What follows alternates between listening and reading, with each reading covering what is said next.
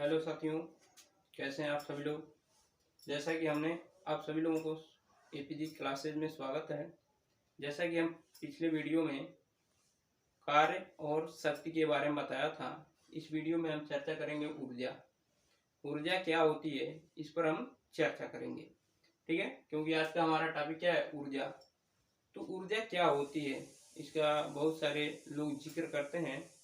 तो आज हम समझेंगे कि ऊर्जा क्या होती है, किसे हम ऊर्जा कहेंगे, ठीक है।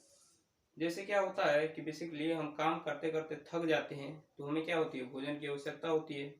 जब भोजन की आवश्यकता होती है, जब हम भोजन करते हैं, तो फिर उसके कुछ समय बाद हम क्या होते हैं, फिर कार्य करने के लिए तैयार हो जाते हैं। इसका मतलब क्या होता है कि भोजन करने के बाद हमारे अंदर क्या आ जाती है, ऊर्जा आ जाती है, और हम कार्य करने के लिए क्या हो जाते हैं, रेडी हो जाते हैं। तो इसको विज्ञान के शब्दों में कैसे डिफाइन करेंगे कि ऊर्जा क्या होती है, कैसे, ठीक है ना। तो देखिए ऊर्जा क्या होती है।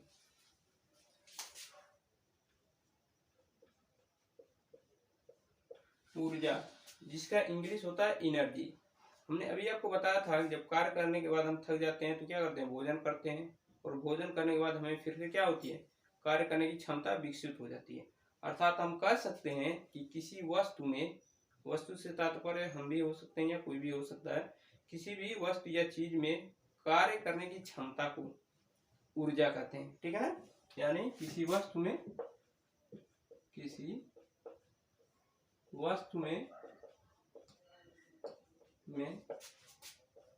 कार्य करने की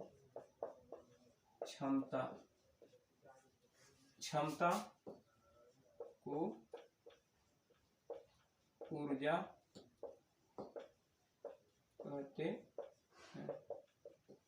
यानी किसी भी वस्तु में कार्य करने की क्षमता को ऊर्जा कहते हैं, ठीक है। ऊर्जा का मात्रक जूल होता है।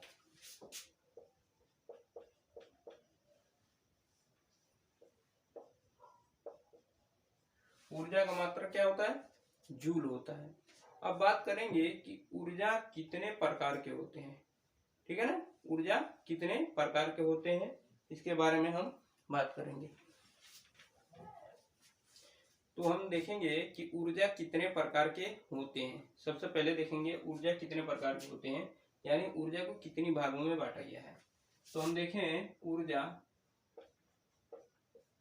ऊर्जा को मुख्य रूप से 3 भागों में बांटा गया है। क्या क्या होता है,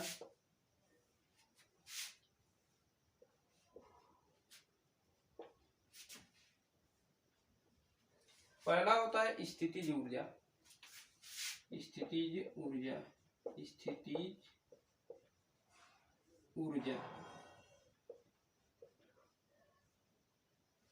दूसरा होता है गतिज ऊर्जा।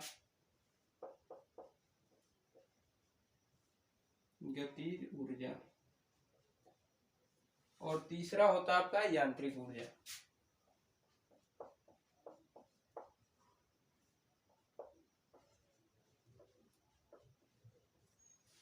ठीक है, इसको बोलेंगे पोटेंशियल एनर्जी।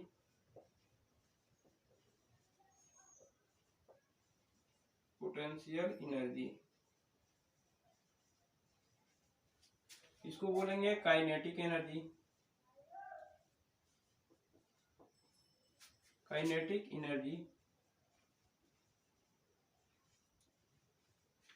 और इसको बोलेंगे मैकेनिकल एनर्जी।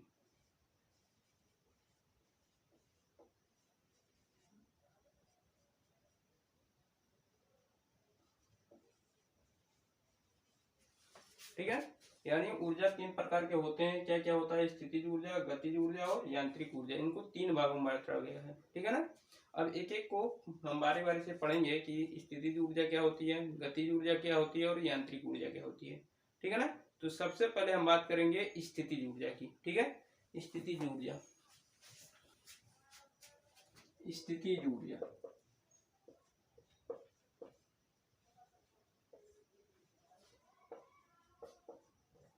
स्थितिज ऊर्जा, जिसको हम पोटेंशियल एनर्जी भी कहते हैं।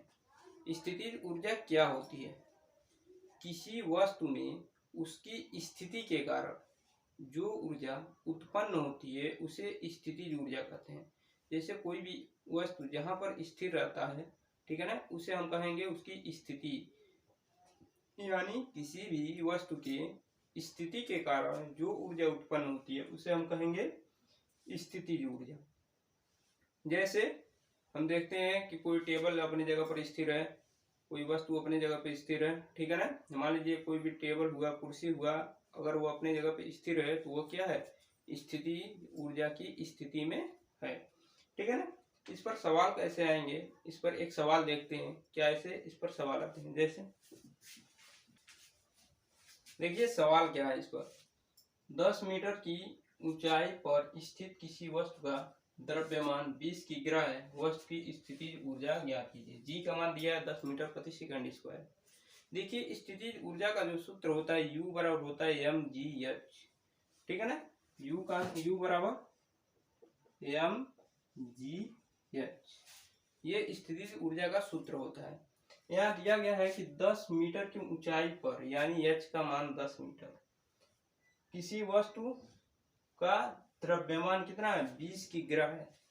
तो हम इसको मान के यहाँ पर रखेंगे, m का मान 20 किग्रा, g का मान यहाँ दिया गया है 10 मीटर प्रति सेकंड स्क्वायर, और h का मान कितना दिया गया है, 10 मीटर ऊंचाई पर, h का मान 10। जब इसको हम सॉल्व करेंगे तो कितना होगा, देखिए 2000, ठीक है ना, 3 जीरो है ना, 2 का है, 2 एकम 2, 2 एकम 2, यानी 3000 जूल, ठीक है।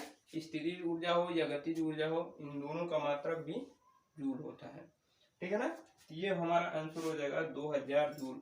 यानी कोई भी वस्तु जो क्या है 20 किलोग्राम का है और 10 मीटर की ऊंचाई पर है, तो उसकी स्थितिज ऊर्जा क्या होगी, 2000 जूल होगी। यही हमारा क्या हो जाएगा, आंसर हो जाएगा, ठीक है ना। आगे देखेंगे, तो वो था हमारा स्थितिज ऊर्जा पर सवाल। अब ये हम समझेंगे कि गतिज ऊर्जा क्या होती है। देखिए गतिज ऊर्जा क्या होती है, दूसरा नंबर हमारा था गतिज ऊर्जा, जिसको हम काइनेटिक एनर्जी भी बोलते हैं। स्थितिज ऊर्जा पर सवाल बहुत कम आते हैं, इसीलिए हम उस पर ज्यादा फोकस नहीं किए हैं। अब आते हैं गतिज ऊर्जा। गतिज ऊर्जा क्या होती है, ठीक है। हम देखते हैं कि कोई भी वस्तु स्थिर अवस्था में है, ठीक है, और हम उस पर क्या करते हैं, जैसे ही बल लगाते हैं वो गति करना शुरू कर देती है, यानी उसके अंदर गतिज ऊर्जा आ जाती है। तो गतिज ऊर्जा को कैसे डिफाइन करेंगे, क्या होता है गतिज ऊर्जा, तो हम कह सकते हैं कि किसी वस्तु में उसकी गति के कारण जो ऊर्जा उत्पन्न होती है उसे गतिज ऊर्जा कहते हैं। यानी वस्तु अगर गति कर रही है तो उसमें जो ऊर्जा उत्पन्न हो रही है उसे हम गतिज ऊर्जा कहते हैं। जैसे हम स्थिर है, उसके बाद हम क्या करते हैं, दौड़ना शुरू कर देते हैं। तो जैसे ही हम दौड़ना शुरू कर देते हैं तो हम अब स्थितिज ऊर्जा में नहीं है, हम गति की अवस्था में, यानी गति करना शुरू कर दिए। तो जब भी हम गति करना शुरू कर देते हैं तो उसे हम कहते हैं गतिज ऊर्जा। जैसे कोई भी धावक दौड़ रहा है, कोई भी लड़का दौड़ रहा है, तो क्या है, गतिज ऊर्जा में है। गतिज ऊर्जा का सूत्र क्या होता है, E बराबर या के भी लिखते हैं, काइनेटिक एनर्जी भी लिखते हैं, या केवल E बराबर लिखते हैं।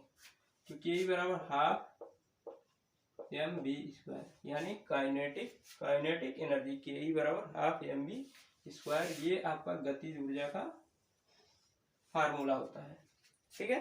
इस पर सवाल आते हैं कि कोई वस्तु स्थिर अवस्था में है, या कोई वस्तु जिसका द्रव्यमान 20 किलोग्राम है और ये 10 मीटर प्रति सेकंड की वेग से गति कर रही है, तो उसकी गतिज ऊर्जा बताइए, ठीक है ना। तो गतिज ऊर्जा पर सवाल आते हैं, इस पर हम सवाल देखेंगे कैसे सवाल आते हैं। देखिए इस पर सवाल कैसे आएंगे, कह रहा है कि 250 किग्रा द्रव्यमान वाले किसी वस्तु का वेग 20 मीटर प्रति सेकंड है, वस्तु की गतिज ऊर्जा बताइए, ठीक है ना। तो अभी हमने आपको काइनेटिक एनर्जी का सूत्र बताया है, जिसको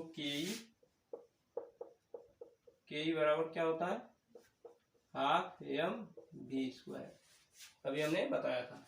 देखिए 1/2, देखिए यहाँ लिखा है 250 किग्रा, यानी 250 किलोग्राम का द्रव्यमान है, m का मान 250, वेग है, वेग कर रहा है कि 20 मीटर प्रति सेकेंड, यहाँ लिखेंगे 20 गुणे 20, क्योंकि v का स्क्वायर है, यानी वेग 2 बार आना चाहिए, तो 20 गुणे 20, इसको जब सॉल्व करेंगे देखिए 2 से ये 20 कटेगा 10 बार में, तो क्या बचेगा हमारा 250 गुणे 20 गुणे 10। जब इसको हम हल करेंगे तो क्या होगा, देखिए 25 दूनी 50। अब कितना जीरो छूटा, 1 2 3, 3 जीरो बढ़ा देंगे यहाँ पर, ठीक है ना। यानी जो 250 की ग्राफ है द्रव्यमान वाले वस्तु का वेग 20 मीटर प्रति सेकंड है, उसकी गतिज ऊर्जा कितनी होगी, 50,000 जूल होगी, ठीक है ना। ऐसे हम क्या कर सकते हैं, सवाल को सॉल्व कर सकते हैं, ठीक है। इसके आधार पर और आगे सवाल देखेंगे। देखिए सवाल क्या है कि एक कार जिसका द्रव्यमान 500 केजी यानी 500 किलोग्राम है, कार 50 मीटर प्रति सेकंड की चाल से चल रही है, कार की गतिज ऊर्जा की गणना कीजिए। सेम वही सवाल है, इसको कैसे सॉल्व करेंगे, के ई यानी काइनेटिक एनर्जी बराबर क्या होगा, हाफ एम बी स्क्वायर। यहाँ देखिए हाफ एम का मान कितना है, 500 की गिरा है, एम का मान 500 की गिरा है, और बी का मान कितना है 50, यानी 50 गुणे 50 करेंगे, क्योंकि यहाँ पर क्या है बी स्क्वायर है। इसको सोल्व करेंगे तो 2 से ये 50 कटेगा कितनी बार में, 25 बार में, तो बचेगा क्या 500 गुणे 50 गुणे 25, ठीक है। इसको सॉल्व करेंगे, देखिए 5 × 25 और 25 का 25 में गुणा होगा क्या होगा 625, ठीक है, गुणे 625 ये हो गया, 2 और 1 3 जीरो यहाँ बढ़ा देंगे, जूल, ठीक है ना। एक बार और देख लीजिए, यहाँ से गुणा कर 25 पचे 125 और 125 पचे 625 होता है, ठीक है। 2 1 3 जीरो छोड़े 3 जीरो बढ़ा देंगे, यानी कार की जो गतिज ऊर्जा होगी 6,25,000 जूल हो जाएगी, ठीक है। ये हमारा क्या हो जाएगा, आंसर हो जाएगा, ठीक है ना। तो ये आप समझ गए कि कैसे काइनेटिक एनर्जी और पोटेंशियल एनर्जी निकालते हैं, ठीक है ना। अब इसके आगे देखेंगे। अब तीसरा हमारा है यांत्रिक ऊर्जा। यांत्रिक ऊर्जा क्या होता है उसकी चर्चा करेंगे। यांत्रिक ऊर्जा, यांत्रिक ऊर्जा, यांत्रिक ऊर्जा को हम मैकेनिकल एनर्जी भी कहते हैं। जैसे कि नाम से ही पता है, यांत्रिक ऊर्जा यानी किसी भी यंत्र की ऊर्जा। यंत्र में क्या हो सकता है, कार हो सकती है, ट्रेन हो सकता है, हवाई जहाज हो सकता है, या बाइक हो सकती है, यानी कोई भी यंत्र जो है वो क्या होती है, यांत्रिक ऊर्जा। तो यांत्रिक ऊर्जा क्या होती है, यांत्रिक ऊर्जा जो होती है स्थितिज ऊर्जा और गतिज ऊर्जा का योग होता है, ठीक है ना। यांत्रिक ऊर्जा जो होती है ये किसके बराबर होता है, स्थितिज ऊर्जा, स्थितिज ऊर्जा प्लस गतिज ऊर्जा।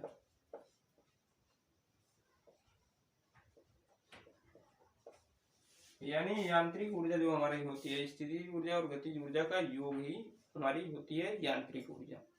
जैसे क्या होता है कि हम ट्रेन में अगर सफर कर रहे हैं तो ट्रेन में अगर हम बैठे हैं तो किसमें है, स्थितिज ऊर्जा में है, ठीक।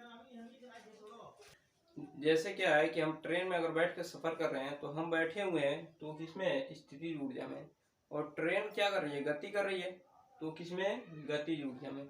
यानी हम कह सकते हैं कि यांत्रिक ऊर्जा क्या होती है, स्थितिज ऊर्जा और गतिज ऊर्जा का योग होता है। इसी तरह अगर हम वायुयान में सफर कर रहे हैं तो हम बैठे हैं उसमें तो हम स्थिति में हैं, लेकिन वायुयान क्या कर रही है, गति कर रही है, एरोप्लेन क्या कर रही है, गति कर रही है, तो वो गति की अवस्था में है, और दोनों को मिल जाते हैं तो हम क्या हो जाता है, यांत्रिक ऊर्जा, क्योंकि हम किस में है, वायुयान में है, वो एक क्या है, यंत्र है। तो यांत्रिक ऊर्जा क्या होती है, स्थितिज ऊर्जा और गतिज ऊर्जा का योग होता है, ठीक है। अब इसके आगे हम पढ़ेंगे, इसके आगे हम पढ़ेंगे ऊर्जा संरक्षण का सिद्धांत। ऊर्जा संरक्षण सिद्धांत क्या होता है, ऊर्जा संरक्षण, ऊर्जा संरक्षण सिद्धांत। ऊर्जा संरक्षण सिद्धांत क्या होता है? ऊर्जा संरक्षण सिद्धांत वो होता है जिसे ऊर्जा को हम न नष्ट कर सकते हैं और न ही उत्पन्न कर सकते हैं, इसे केवल एक रूप से दूसरे रूप में परिवर्तित कर सकते हैं। इसी को हम ऊर्जा संरक्षण का सिद्धांत कहते हैं। जैसे मान लीजिए पावर हाउस पर बड़े बड़े जो डैम बने होते हैं, बड़े बड़े जो डैम होते हैं उसमें जो जल होता है वो स्थितिज ऊर्जा में होता है। लेकिन जैसे ही हम डैम को खोलते हैं वो क्या होती है, पानी वहाँ जो रुका हुआ है वो गति करना शुरू कर देती है, यानी ऊपर से गिरना शुरू कर देती है। तो उसे हम कहेंगे गतिज ऊर्जा। यानी पहले डैम में जो मान लीजिए यहाँ डैम है कोई, इसमें क्या है, जल है, वो क्या है, स्थितिज ऊर्जा में। लेकिन जैसे यहाँ से हमने क्या किया, इसको खोला तो ये क्या हुआ, ऐसे गिरना शुरू हो जाता है, वो गिरना शुरू कर देती है। तो जब गिरना शुरू कर देती है यानी गति कर रही है, और जब गति करती है तो उसे हम क्या करते हैं, गतिज ऊर्जा। यानी हम क्या कर रहे हैं कि स्थितिज ऊर्जा को गतिज ऊर्जा में परिवर्तित कर रहे हैं। तो हमने क्या बताया कि ऊर्जा संरक्षण सिद्धांत क्या कहता है कि ऊर्जा को हम न नष्ट कर सकते हैं न ही उत्पन्न कर सकते हैं, उसे केवल एक रूप से दूसरे रूप में परिवर्तित कर सकते हैं। जैसे जब यहाँ से जल गिरता है तो क्या होता है, नीचे टरबाइन लगे होते हैं, और टरबाइन क्या करते हैं, घूमते हैं, गति करते हैं, जिससे क्या होती है, बिजली बनती है। और बिजली हमारे घर में जो सप्लाई होती है उसका हम जैसे बल्ब जलाना है, ठीक है, तो बटन को ऑफ करते हैं और क्या होता है, बल्ब जलता है। तो बल्ब किस में बदल जाता है, वो जो गतिज ऊर्जा होती है वो प्रकाश ऊर्जा में बदल जाती है, ठीक है ना। इसी तरह हम क्या करते हैं, विद्युत का अगर हमको हीटर चलाना है तो हम क्या करते हैं, विद्युत जो होती है वो किस में बदल जाती है, उसमें ऊर्जा में बदल जाती है। यानी हम केवल उसको एक रूप से दूसरे रूप में परिवर्तित कर सकते हैं। इसी को ही हम ऊर्जा संरक्षण का सिद्धांत करते हैं, ठीक। तो इसी को हम क्या करते हैं, ऊर्जा संरक्षण सिद्धांत कहते हैं। अब ऊर्जा संरक्षण सिद्धांत पर आइंस्टीन का एक समीकरण है जिसे हम आइंस्टीन का द्रव्यमान ऊर्जा संरक्षण सिद्धांत कहते हैं। आइंस्टीन ने क्या कहा, आइंस्टीन का सिद्धांत बता देते हैं। आइंस्टीन का सिद्धांत, आइंस्टीन बहुत बड़े वैज्ञानिक थे। उन्होंने एक सिद्धांत दिया कि ऊर्जा को न ही उत्पन्न कर सकते हैं न ही नष्ट कर सकते हैं, उसे केवल एक रूप से दूसरे रूप में परिवर्तित कर सकते हैं। यानी जो भी द्रव्यमान होता है उसको हम ऊर्जा में बदल सकते हैं, और जो भी ऊर्जा होता है उसको हम द्रव्यमान में बदल सकते हैं, ठीक है ना। तो ये आइंस्टीन ने ये सिद्धांत दिया। आइंस्टीन ने एक समीकरण भी दिया जिसे हम कहते हैं E बराबर